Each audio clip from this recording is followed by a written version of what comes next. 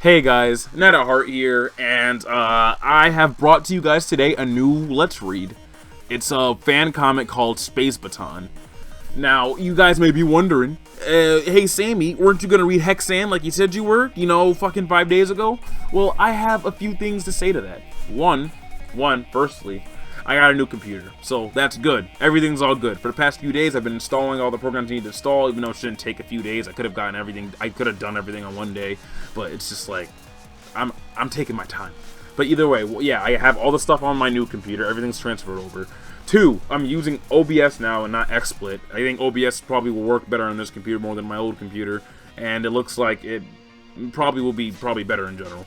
3, I was gonna read HEXANE, but then as I was going to read it, I saw Space Baton on the front page. I was like, Space Baton, the fuck is that? Looked at it.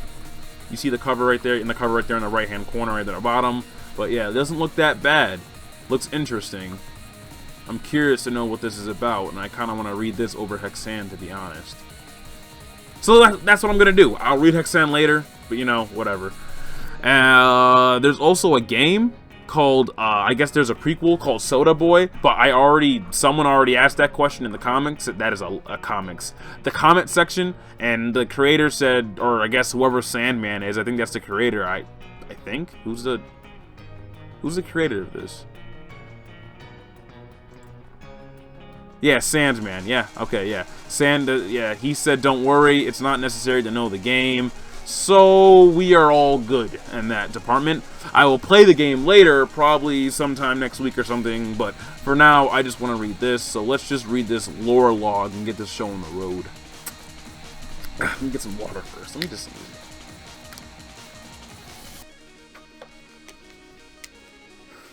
I got water all over my fucking jacket, like... Alright. In the age 2015, a young man by the name of Scotty Pioneer embarked on a quest to procure soda. Little did he know that the events that followed would shape the future of Earth. In a small town of Volgenberg in northern, whatever the hell that town's called, a small party was starting. Alec, the host of this party, put his trust into his friend Scotty to retrieve mayonnaise in the town over for the... What the fuck? Okay. Okay, alright. Alec, the host of this party, put his trust into his friend Scotty to retrieve mayonnaise in the town over for the festivities. Scotty relented at first, but then agreed to go.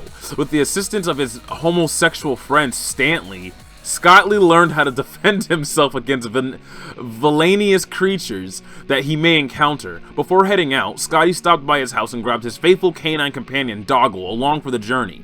The venture to the town over did not take long. What did though was scrounging up funds for the eggy condiment. I don't like mayonnaise, by the way. Mayonnaise is like, it's whatever. I'll take mayonnaise on a sandwich, but like that's because like there's other shit in the sandwich that's like overriding the mayonnaise, and it's like, okay, the mayonnaise is whatever, I can deal with it. But people like eating potato salad and macaroni salad. I don't like it because it's just like I just taste that mayonnaise, man. It's nasty. Anyways, eventually though, Scotty did intend to get himself the mayo and brought it back to Alec. I'm pretty sure his name is pronounced Alec. Alec then informed Scotty of the lack of beverages, in which Scotty agreed to go and retrieve it for them. Damn, what the fuck is this even? Like, I'm about to. This is okay. This is weird, but I'm gonna continue reading. This led Scotty to Soothsayer in Southern Path, who told him of the history of that town, which I cannot pronounce the name of. The Elated Generation, a cult anti-soda... Wow, I don't know what the fuck's going on.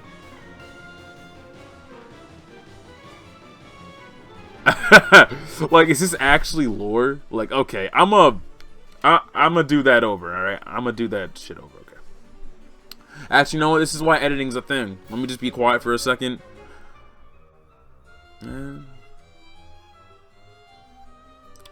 This led Scotty to Soothsayer in Southern Path, who told him of the history of Einheit. I think that's how it's pronounced, and that's how I'm going to pronounce it. Einheit? Hate? Einheit? I'm going to say Einheit just for my sake. until someone corrects me. All right, just if you know how to pronounce that word, let me know. But like, I'm not gonna. It's whatever. All right. The elated generation. Occult anti-Soda soldiers who were led by the commander in their wishes to purge the continent of Soda. Scotty knew exactly what this meant. Cracking open a cold one with the boys would take a lot more than a simple trip to Mob's shop.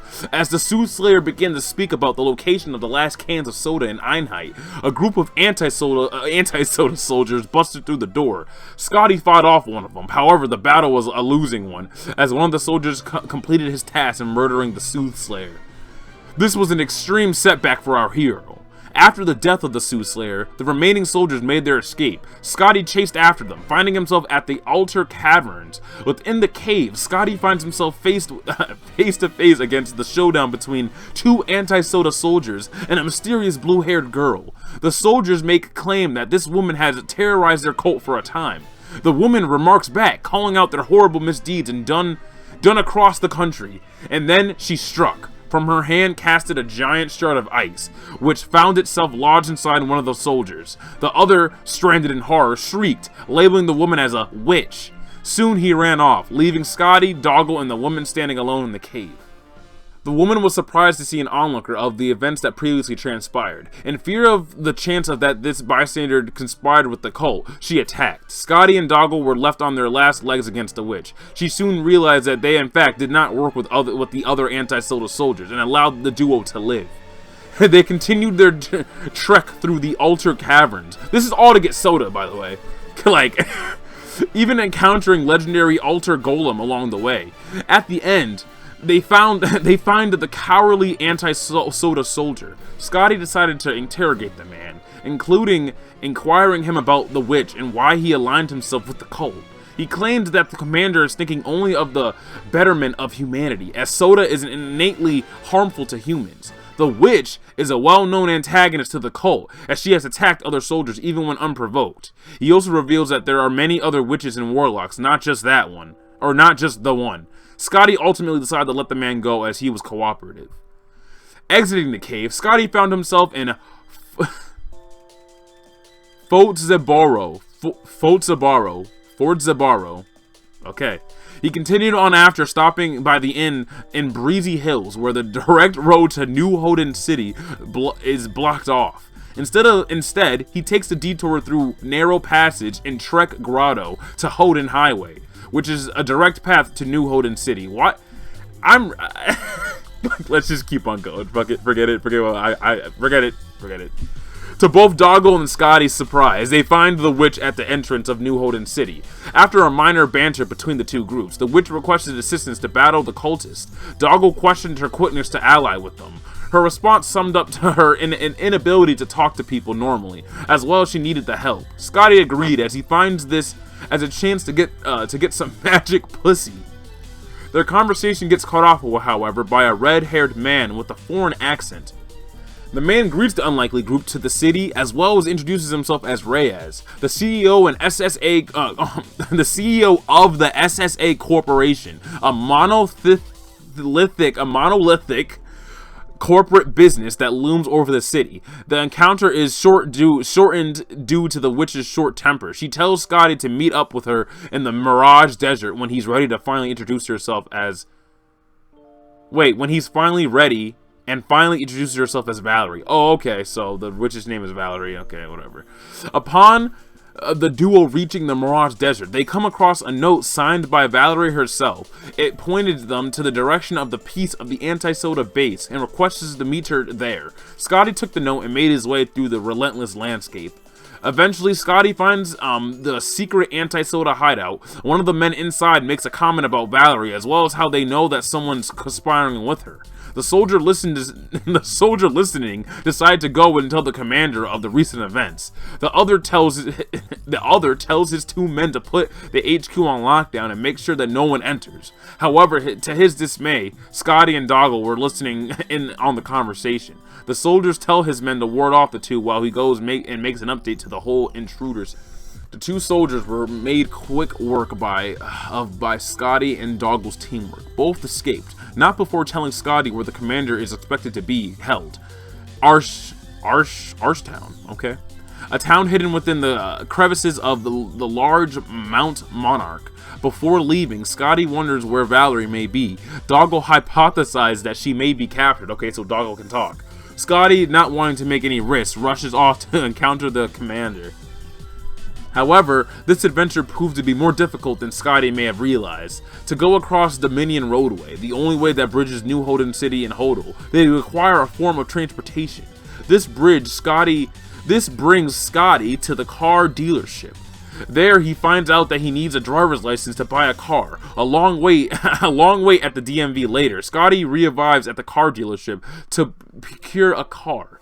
To his dismay, it turns out that the dealership is fresh out of cars. The merchant instead provides Scotty with a bicycle free of charge. Scotty and the gang finally make their way through the Dominion Roadway and then to Mount Monarch. This shit is ridiculous. Oh my god, there's still so much more. Holy shit. This is where Soda Boy currently ends. If you wish not to spoil yourself further, go ahead and close this. I mean,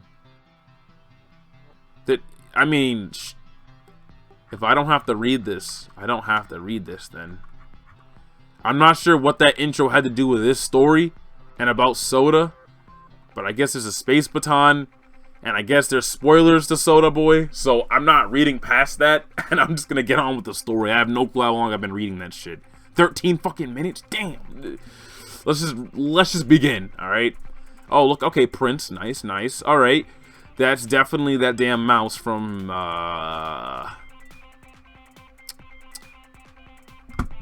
he looks like, well, I mean, he looks like Pikachu, but he also looks like something else. He's from Drawn Together. Have you ever seen that show?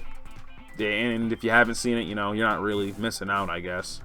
Anyways, a young girl enters into her bedroom. The light static emitting from the walls comfort her. Just a normal, peaceful day. She has lived many days as this one. However, today she shall truly live. Her name is primary protagonist. Try again, sport. Jess? Yeah, I'm gonna call her just Jess. Alright, nice reference, kid. I guess that's a reference to something I don't know. Alright, your name is Jess. As stated before, today seems to be just a normal day. Your room is coated with many different types of including your meek but quaint wow. Come on, man. Capelmon plushie collection, as well as your drawings that you post online. Your interests include 80s classic rock, video games, trans-dimensional theories, and time travel. What will you do? Jess, get on the computer. You flip to your Pineapple brand Snackbook Pro. The startup takes several seconds before revealing your desktop. Nearly immediately, you get the Babble bop up. One of your friends must be trying to get a hold of you. Alright. Jess, answer them. You gaze at your glorious background that you painstakingly crafted with a free paint software before clicking on the Babble icon. You check to see why babbled you. Yeah, there's a typo. And you see it's your friend who goes by the handle of Esperade. Dude, I'm having an existential crisis or some shit. I played the new Mega Macro game and I just, like, I don't understand how or why he's faster than Jet the Pangolin. Maybe because the Jet franchise has been going downhill? Man, fuck off. Jet is a fucking badass and light years ahead of Macro and his shit. I don't know. That sounds like a personal preference to me. No, that's fact. Well, alright, whatever you say. I still prefer Mega Macro games since they are objectively better. You just want to end this conversation because you know I'm right. Yeah, sure, yes, you're 100% right. Thank you, kind sir. Is this actually what you wanted to bother me with, or... Oh yeah, I sent a package in the mail. I don't want to spoil what it is, but it's fucking rad. A package, you say? Indeed, my friend. I'll see if it's in yet. It should be. I sent it like a week ago. Alright, I'm not sure how to like change these guys' voices, so you're gonna have to keep up and probably know what I'm saying. Because like, I'm not gonna try to make different voices. You guys know I'm ass at that shit. So, you know, I'm just gonna read and try to change the tone of the voices, but you know, whatever. Jess, gaze upon the vast expanse of that is visible through your window. The one containing a mailbox. You gaze out the window, looking out to the boundless fields of asphalt and grass that is your yard, checking to see if the red flag thing is risen upright. And indeed, it is. The odd familiarity of these events strike you a bit, but that doesn't concern you. What does, however, is the goal of procuring whatever parcel lies inside the silver gates that is the mailbox door. As well, you take note that your mom is home early, surprising as she usually gets home at about 6. Jess, go outside and grab the package. Don't worry about your mom. You wish for it to be that simple, but deep down in the trenches that is your heart, you know how overbearing your mother is. It won't be as simple as strolling through the house and easily grabbing the package that you oh so desire. Before you go, you must gather enough equipment to engage such a beast. Okay, you're zooming in. Jess, grab your headphones and cups so you can get a drink if you need an excuse for coming downstairs. The idea crosses your idea crosses as a great one. However, you currently have no idea where either object may be. Perhaps pursuing the possessions will allow you to proceed. Jess, take off your jacket, wrap it around your head like Osama bin Laden, and run down the stairs screaming at the top of your lungs. Okay, alright. That escalated very quickly. You ponder it for a bit. It sounds great in your head, but in practice it probably wouldn't go so well. Besides, you've tried this before and you ended up with a negative result. Therapy sucks. You don't want to go you don't want that again, do you? Fucking got sent to therapy.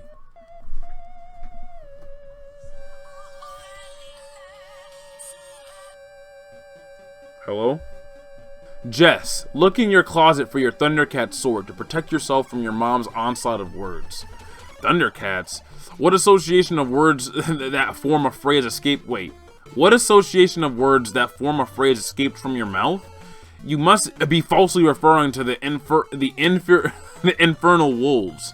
You uncultured swine. It's not a sword either, it's a war axe. Get it? An axe constructed specifically for a purpose of maintaining other worlds that dare cross one's path. Anywho, you open your wardrobe and gander inside.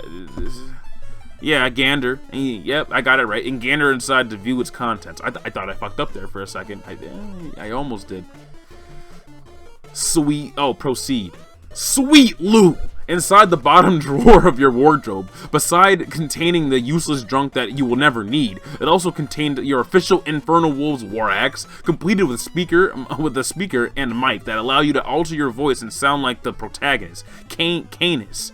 As well, you find your long forgotten, and you wish they stayed that way, cat ear headband. And finally, completing the trinity is a smoke bomb that your dad botched you on the 4th of July. Huh, that's weird.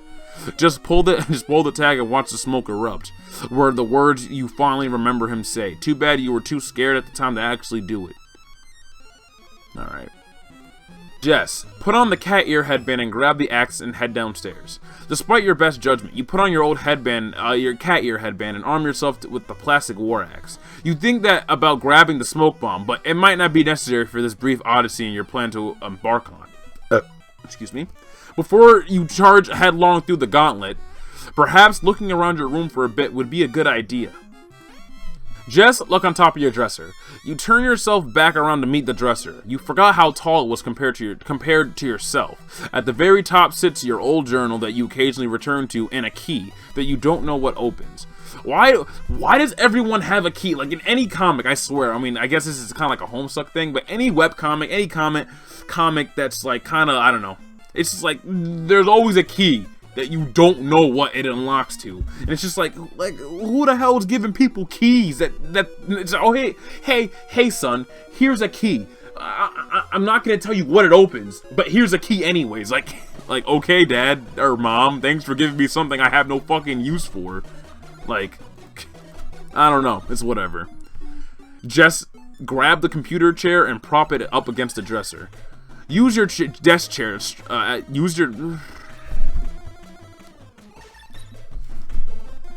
Jess, grab the computer chair and prop it up against the dresser. Use your desk chair as a stepping stool? That's a horrible idea. You've seen many clips from children in movies where the adults would stand on top of the same type of chair and fall flat on their face. The only way you wouldn't dare use the chair as a stool is if you were to remove the wheels, which require a screwdriver. Jess, check your nightstand for any items to use as a screwdriver. You wander towards the nightstand to search for any screwdriver-like objects. Unfortunately, you can't seem to see one. What do you see, however? Oh no, what do you see, however, are an assortment of other objects. A note is set on the edge of the nightstand, presumably set there by one of your parents. Other objects also sit on top of your lamp, with an exotic-looking lampshade, and your radio that can play both cassette tapes and CDs. And get FM and PM radio. FM and AM radio. Neat. Inside the nightstand sits a lone cassette tape with some label on it. Your Mousymon plush. I don't know why I'm saying Mousymon. The fuck? Your Mousymon plush also sits patiently nearby your side. Jess, put the cassette tape in the radio and sit it on the bed with the Mousymon plush. I keep on saying Mousymon. You move to pick up the lone cassette tape that sits inside your nightstand. On the front of it, a piece of poorly ripped masking tape with the words "Around the World in a Day, Prince" is set. Instantly, you recall many bits of information. This album was released in April 22nd of 1985 and was created by Prince, being backed by the band The Revolution. It contains many of your favorite songs written by Prince, including but not limited to Parsley Park, Temptation, etc. Alright. Proceed. You pop the tape into your radio and listen to the static as the first song of the tape starts. Condition of the Heart begins playing, and its melodic tune through the small speakers on the radio. You swiftly pick up your Mousymon plush and cuddle. I almost said Mousymon again, and cuddle with it while you sit on your bed. This is fun and all, but you fail to grasp the reason you performed these actions, since you still have yet to get the package that Esperade sent you. Jess, finally regard Prince poster as conditions of the heart whispers among the silence. That's weird. I don't know. I don't think I'd ever read that in a sentence, but I just did. So I'm not singing that either. So I'm just gonna. These words move to you and echo through the boundaries of your soul. Prince truly was a man. He spoke only of love that ached within his heart. Oh, the sorrow it is that he was not long for this world. Farewell, my sweet Prince. Jess, perfect. Now enough of this nonsense. It's time for you to face your imminent demise. After reminiscing the years that you did not exist, you finally gathered the courage to leave the safety of your room to enter the first circle of hell. You shut the door behind you as quietly as you can before looking around the hallway. Your older brother's room sits beside your own, plastered with a giant "Keep Out" sign and a skull. He's a very congenial host, if you can't tell. Across from you, on the wall that you can't see, lies your parents' room and the restroom, where all the resting happens. The final pathway leads to the stairwell that cuts into your dining room. Alright. Jess, look at the picture on the wall. You stop along the way to look at your family photo. This was taken when you were much younger, about 6 at the time. The two behind the children are mom and dad. In front of them is your edgelord brother and you. What? Oh, okay, yeah, I'm dumb. Yeah, okay. My, what a decade can do to someone.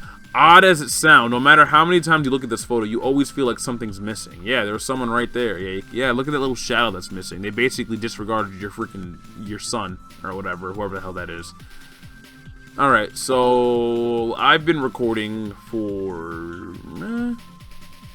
yeah, I think this is a good time to stop. I don't know why I'm fixing my camera now, as if like it hasn't been that same position the whole time. But alright guys, that's about it. Let me know if you want me to continue. Seems pretty good. That intro was fucking weird as shit, but everything seems alright. Seems like a standard, a nice standard fan stuff so far, but we'll probably get interesting. So yeah, let me know if you want me to continue the comments, the comment section. I don't know why I'm saying comics, the comment section. Let me know in the comment section, and I will see you in the next episode. Night of Heart, outie. Wink, wonk. I can't even put my finger near the camera, so just wink, wonk, wink. Boom.